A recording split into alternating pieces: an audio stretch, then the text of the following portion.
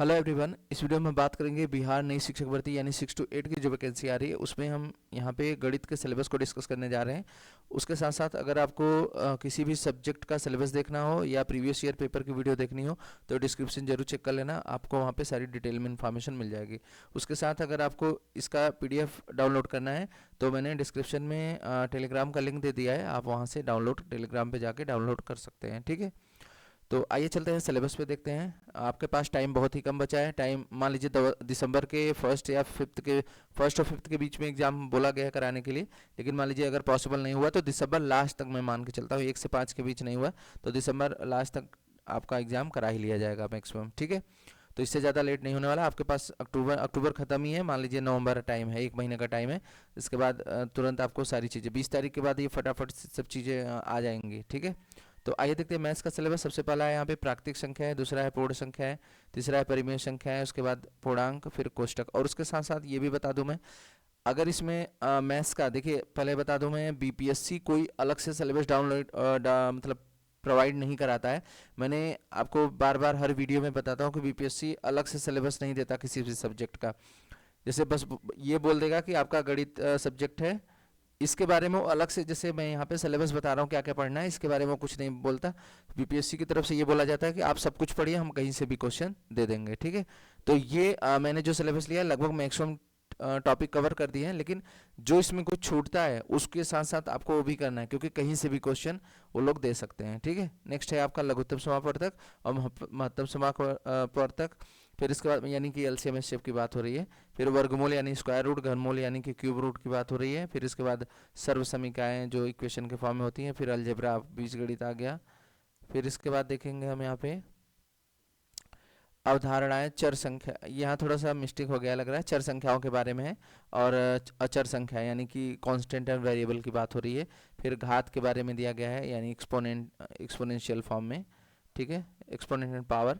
फिर बीजीय व्यंजकों का जोड़ घटाना गुणा भाग, मतलब जो बीजगणित में आपका अलजेब्रा से रिलेटेड रहता है। फिर बीजीय व्यंजकों का पद एवं पदों के गुणांक। फिर इसके बाद सजातीय व विजातीय पद व्यंजकों की डिग्री, 1 या 2 या त्रिपदी व्यंजकों की अवधारणाएं। फिर इसके बाद युगपत समीकरण। फिर इसके बाद समीकरण है आपका रेखीय समीकरण है, समांतर रेखाएं हैं। यहाँ पे कोऑर्डिनेट ज्योमेट्री भी ऐड कर लीजिएगा। ठीक है, ये सब चीज़ें आपके रहेंगे। फिर इसके बाद देख लेते हैं यहाँ पे चतुर्भुज की रचना, यानी जितने भी चतुर्भुज है सबके बारे में इंफॉर्मेशन होनी चाहिए। त्रिभुज के जितने भी त्रिभुज हैं, ये हल्के में मत लीजिएगा, त्रिभुज का मतलब जितने भी त्रिभुज हैं उनकी प्रॉपर्टी, उनके क्वेश्चन, सारी चीज़ें उसके मिक्स रहेंगे। वृत्त व चक्री चतुर्भुज ये सारा पूरा मिक्स रहेगा। वृत्त की स्पर्श रेखाएं रहेंगे, अनुपात रहेगा, समानुपात रहेगा, प्रश्नता रहेगा, लाभ हानि रहेगा यानी कि प्रॉफिट लॉस की बात हो रही है, और परसेंटेज। फिर यहाँ पे रेशियो एंड प्रोपोर्शन, ये आपका क्या है, ये रेशियो है, ये प्रोपोर्शन की बात हो रही है। क्लियर है। फिर इसके बाद आगे देखते हैं। फिर यहाँ पे आप देखेंगे तो यहाँ पे दिया है साधारण ब्याज, चक्रवृद्धि ब्याज, ये सिंपल इंटरेस्ट है, ये आपका कंपाउंड इंटरेस्ट है। सांख्यिकी स्टैटिक्स की बात हो रही है यहाँ पे। पिक्टोग्राफ, माध्यम, माध्यिका, बहुलक, बारंबारता, पाई चार्ट व दंड चार्ट, वर्गीकृत आंकड़ों का चित्र, संभावना यानी प्रायिकता की बात हो रही है। फिर उसके बाद यहाँ पे देख लेते हैं। फिर दंड आरेख तथा मिश्रित दंड आरेख, कार्तीय तल व क्षेत्रमिति यानी मेंसुरेशन में स्क्वायर, वर्ग, रेक्टेंगल, मतलब स्क्वायर में जो स्क्वायर को वर्ग बोलते हैं, आयत हुआ यानी कि रेक्टेंगल हुआ, रोम्बस हुआ, पैलोग्राम हुआ, इक्विलेटरल मतलब आपका ट्रिपेजियम हो गया।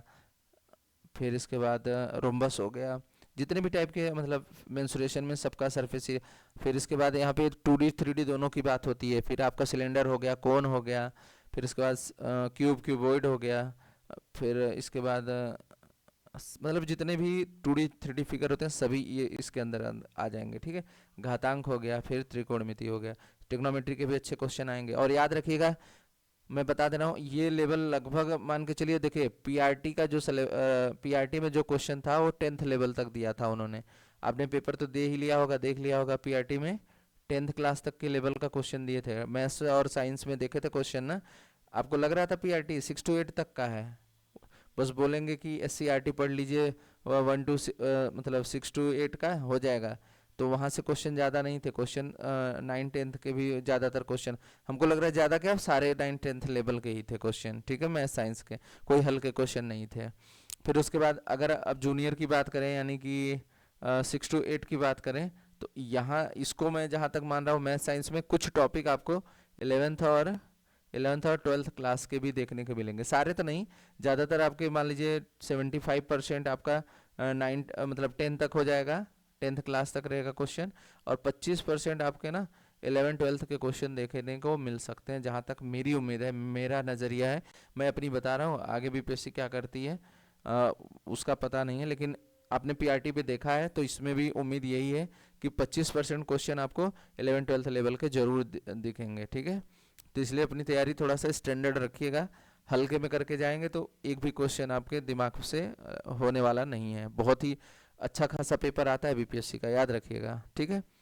डरा नहीं रहा हूँ यहाँ पे, मैं बस आपको अलर्ट करने की कोशिश कर रहा हूँ कि आप ऐसा ना कि बस बेसिक पढ़ के जाएं, 6 to 8 की बुक 9-10 की पढ़ के चले जाएं बस, मतलब क्वेश्चन लेवल थोड़ा सा टफ रहने वाला है बीपीएससी। आप बीपीएससी को तो जानते हो, जिन्होंने पेपर नहीं दिया है अभी बीपीएससी की ऑफिशियल वेबसाइट पे जा करके वहाँ से पीआरटी का सिलेबस डाउनलोड करेंगे, 9, 10, 11, 12 का मैथ साइंस का पेपर देख लेना, या किसी भी सब्जेक्ट का जो भी है आप पेपर देख सकते हैं कि लेवल क्या रहने वाला है, ठीक है।